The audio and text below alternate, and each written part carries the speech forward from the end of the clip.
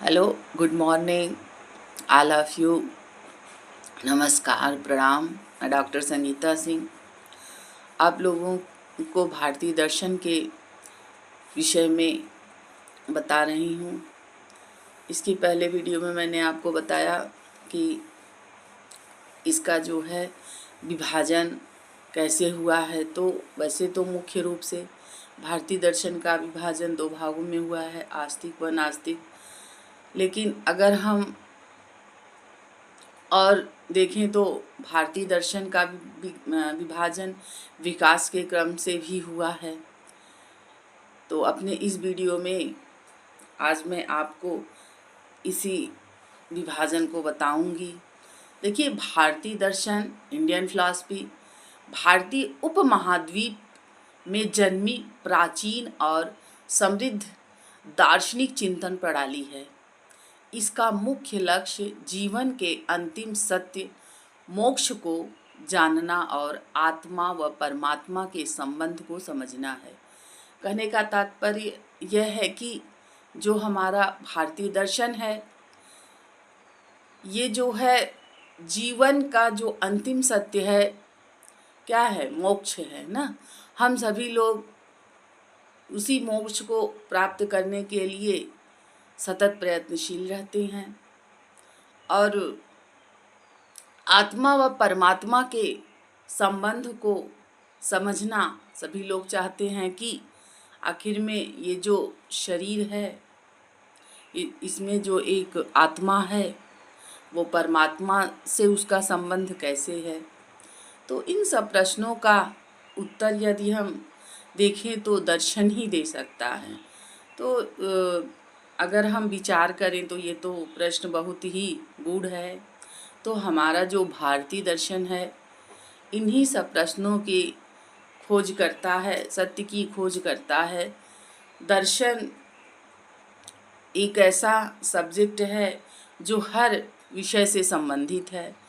तो आइए हम इसमें ये जानते हैं कि भारतीय दर्शन का विकास क्रम से विभाजन। ठीक, भारतीय दर्शन का विकास वेदों और उपनिषदों की आध्यात्मिक विचारधारा से हुआ। ठीक है, इसका विकास कैसे हुआ? वेदों और उपनिषदों की आध्यात्मिक विचारधारा से हुआ है, जिसका मुख्य उद्देश्य जीवन के दुखों से मुक्ति और परम सत्य का साक्षात्कार मोक्ष है। इसे मुख्य रूप से दो धाराओं में विभाजित किया गया है। क्या हो गया अभी? जैसा कि हमने आपको बताया, देखिए, पहला हो गया आस्तिक थीस्ट, दूसरा हो गया नास्तिक एथिस्ट। आस्तिक वैदिक परंपरा, नास्तिक श्रवण परंपरा। ठीक, ये पहले मैं बता चुकी हूँ आपको, यहाँ फिर एक बार फिर रिकॉल कर दी।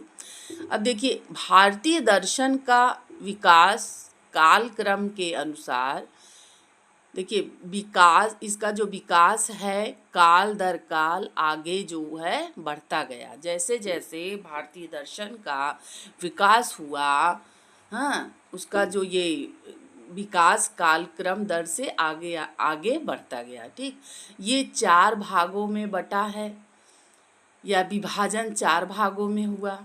पहला क्या हो गया? वैदिक काल। ठीक, तो वैदिक काल 1500 से 1000 ईसा पूर्व। इसका क्या है? 1500 से 1000 ईसा पूर्व।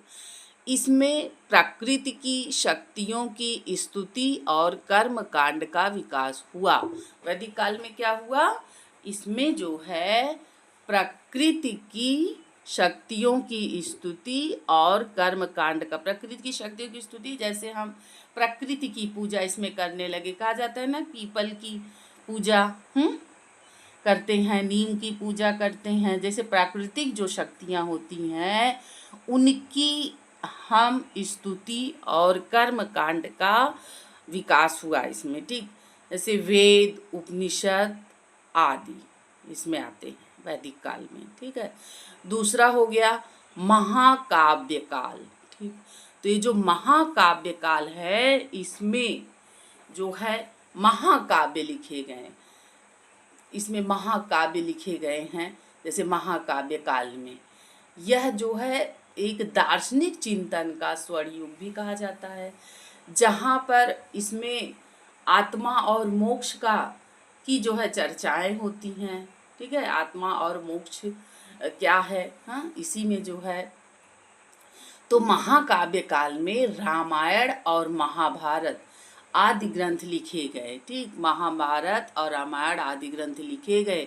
तो इसी महाभारत में गीता, जो भगवान श्री कृष्ण ने गीता का उपदेश दिया, तो इसी महाभारत के पर्व में है रामायण। रामायण जैसे महाकाव्य है, ठीक, सबसे बड़ा महाकाव्य महाभारत है, तो इसी काल में लिखा गया, इसीलिए इसे महाकाव्य काल कहते हैं।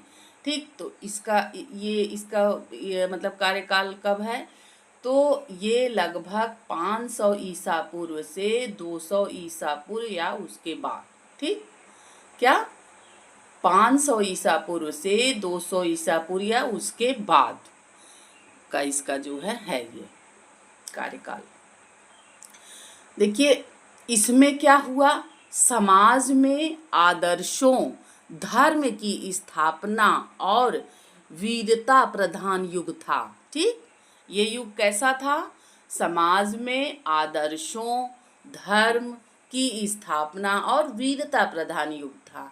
तो धर्म की स्थापना, जैसे भगवान राम मर्यादा पुरुषोत्तम थे, रामायण की रचना हुई, हाँ, तो समाज में इसमें, उसके बाद देखिए महाभारत में ये जो वीरता प्रधान युग था, महाभारत में अर्जुन, हाँ, कितने वीरता से लड़े, धर्म की स्थापना की। तो समाज में आदर्शों और धर्म की स्थापना और वीरता प्रधान युग था, इसीलिए इसको बोला जाता है कि महाकाव्य काल में धर्म की स्थापना हुई और वीरता प्रधान युग था, क्योंकि इसमें वीरता की स्थापना हुई। ठीक है, इसके बाद अब कहा जाता है, थर्ड है सूत्रकाल। ठीक, तो सूत्रकाल जो है ये लगभग 600 ईसा पूर्व से इसका काल शुरू होता है, 600 ईसा पूर्व से।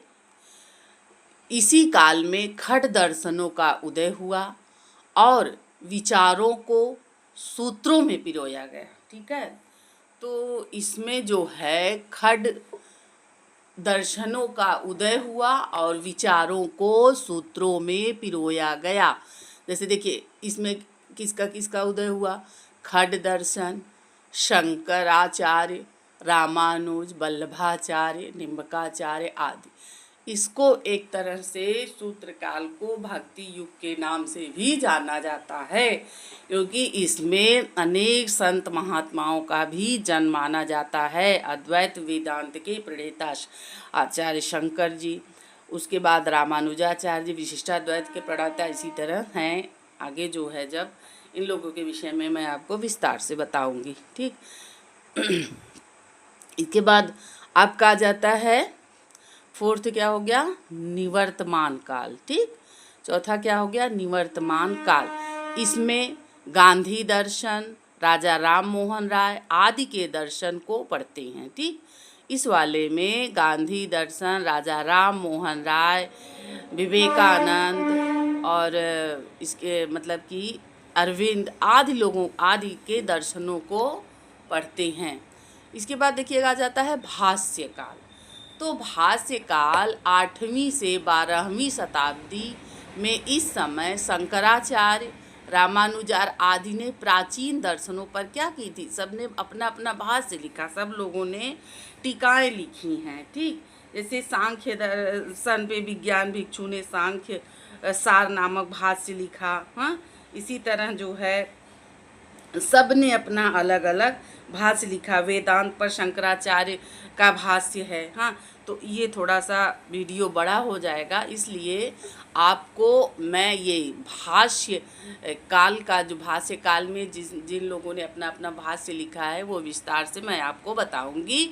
इसमें इतना आप समझ लीजिए कि कालक्रम के अनुसार भारतीय दर्शन का विभाजन 4 प्रकार से हुआ: वैदिक काल, महाकाव्य काल, और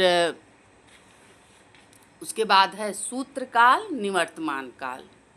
ओके, थैंक यू। धन्यवाद।